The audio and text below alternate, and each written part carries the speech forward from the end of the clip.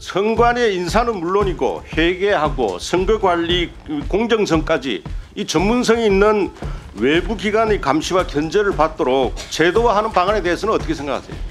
현행 헌법적으로는 국회나 대법원, 헌법재판소가 외부 감사를 받는 그런 규정이 없는 한 저희들도 받을 수는 없습니다. 지금 잘못한 부분이 있으니까 이 비리는 반드시 발본색원해야 되는 것입니다.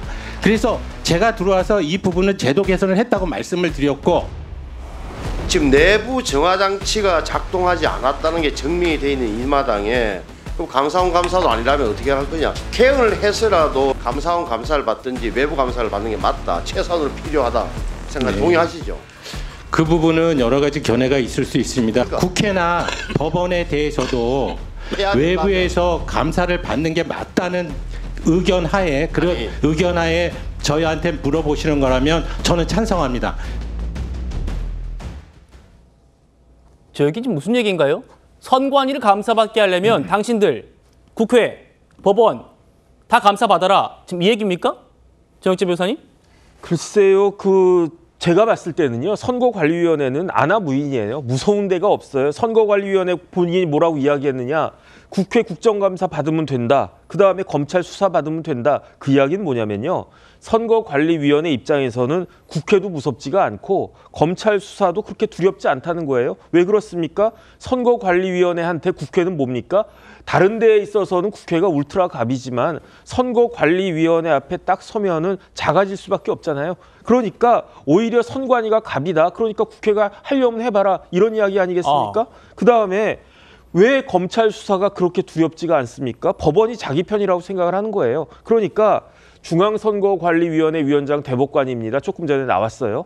근데 제가 딱 두 개만 찾아봤어. 더 이상 찾아볼 것도 없어. 경기도 선거관리위원회 위원장 누군가 봤더니 수원지방법원장이에요. 그다음에 충북 선거관리위원회 위원장 누군가 봤더니 현직 청주지방법원장이에요. 제가 조금 전에 찾아본 겁니다. 뭐 충청남도, 전라남북도, 경상도 찾아볼 것도 없어요. 다 그 동네 지방법원장이 선거관리위원장이니까 어차피 초록은 동색이고 가재는 개편이니까 검찰이 아무리 영장 청구해봤자 다 기각 날 거다. 실질적으로 그렇게 기각이 났습니다. 작년에 송봉섭 전 사무차장 관련해가지고 구속영장 청구됐는데 기각됐고요. 그다음에 좀 계속 유명한 사람 김세환 사무총장 관련해서도 작년 말에 구속영장 기각됐잖아요. 그렇죠. 그러니까 선거관리위원회가 제일 무서운 기관은 국회도 아니고 검찰도 아니고 어디다? 감사원이라는 거 아니겠습니까? 그러니까 죽었다 깨나도 감사원 감사는 받지 못하겠다. 감사원법이 어떻게 되어 있냐면요. 감사원법이 개정이 됐었어요. 언제 개정됐었느냐?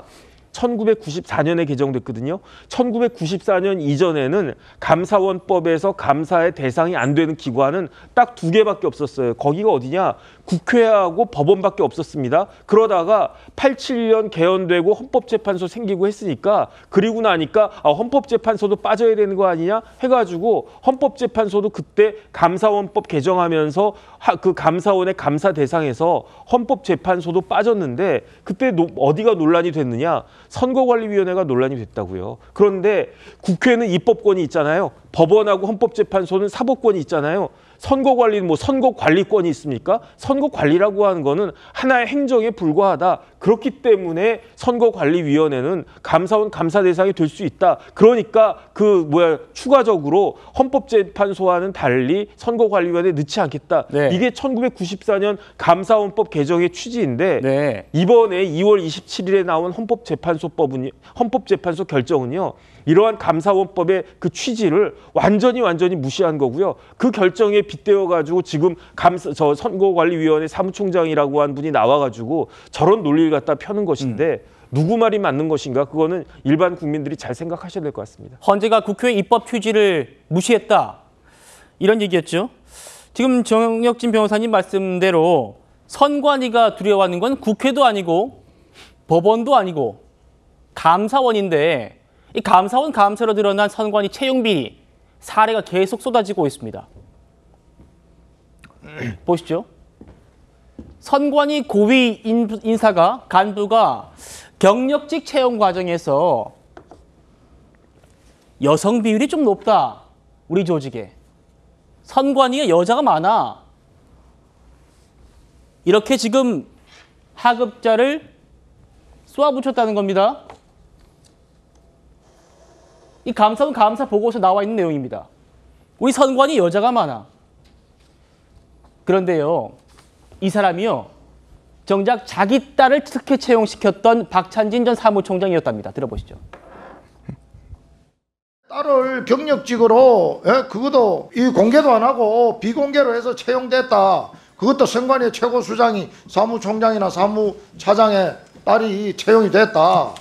일반 국민들이 봤을 때는 선관위를 믿을 수 있겠습니까? 헌법적 독립기관이고 정말로 어느 기관보다도 높은 도덕성을 가진 기관이기 때문에 당연히 이 문제에 대해서는 본인은 물론이고 자녀분도 책임을 져야 된다 이렇게 생각하는데 어떻게 생각합니까? 국민의 눈높이에서 동의하기 어려운 부분이 있지만은 법과 규칙, 관리, 선거관리, 공무원 규칙 등 그런 부분들에 따라서 했고 그 부분 외에 추가적인 것이 있는지는 감사위원회에서 지금 살펴보고 있기 때문에 법은 어떤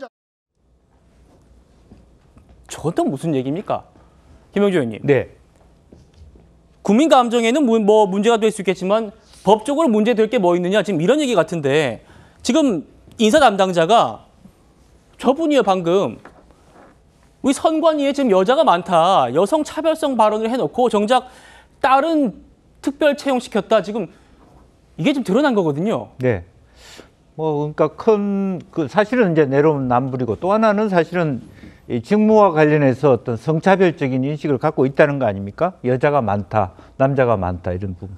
오히려 선관위 같은 곳은 여자가 더 많아야 될지도 모릅니다. 또 이것도 또한 편향된 인식일 수도 있습니다만 더 투명하고 네. 더 그런 부분은 오히려 남성 직원보다 여성 직원이 훨씬 더 투명할 수도 있는 부분입니다. 특히 선거 관리라는 게 무슨 육체 노동과 같은 부분이 아니기 때문에 이제 그럼에도 불구하고 그와 같은 지나치게 자기 개인의 주관적인 형식으로 또 성차별적인 발언을 했다가 또 자기 아이의 경우에는 실제로 살짝 이렇게 특혜 채용을 하고 또 하나 그분이 문제가 되니까 직무 배제를 했다가 슬그머니 다시 직무 복귀를 시키는 이게 끊임없이 가족 회사라고 하는 게 근데 뭐 실제로 대기업에서는 할 만한 일 아닙니까? 사회적 물의를 일으킨 자녀들이 있으면 살짝 죄송합니다 했다가 그 시기 지나가면 다시 그 자리에 돌아가서 일을 하고 있는 이런 부분에 대해서 정말 또 선관위 자체는 그런 일을 했던 하위급 종사자만 문제 삼고